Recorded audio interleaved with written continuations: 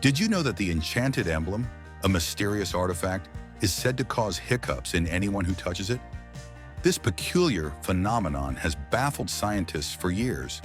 The emblem, made of a rare mineral, emits a frequency that disrupts the diaphragm's normal rhythm, triggering hiccups.